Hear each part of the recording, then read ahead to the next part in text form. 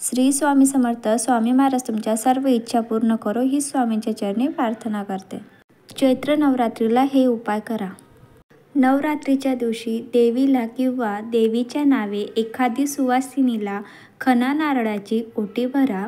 देवीची मनोभावे पूजा करून आपल्या इच्छित कामात यश मिळू दे अशी प्रार्थना करा.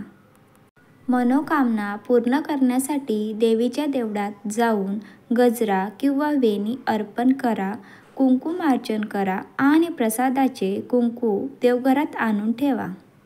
कर्जापासून मुक्ती मिळवण्यासाठी नवरात्रीमध्ये यथाशक्ती दान करा. अन्न, धान्य किंवा तयार भोजनाचे दान करून देवीची कृपादृष्टी मिळवू शकता. त्यामुळे तुमची आर्थिक स्थिती सुधारेल.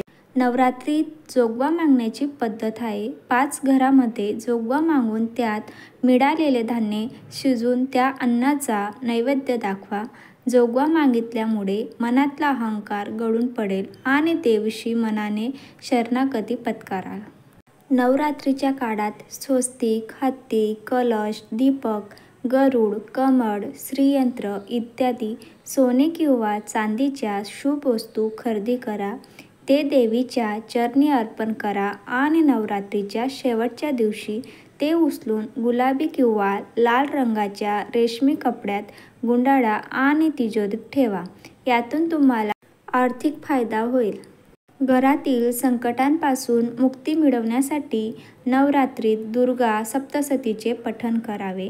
यामुळे घरात सकारात्मक ऊर्जेचा प्रवाह वाढेल.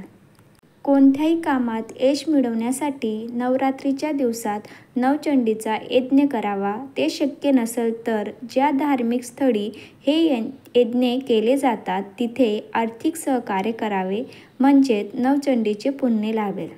जर तुम्हाला माझा व्हिडिओ आवडला असेल तर जास्तीत जास्त शेअर करा, लाईक करा, कमेंट करा आणि नवीन असेल तर चॅनलला सबस्क्राईब करायला विसरू नका. धन्यवाद.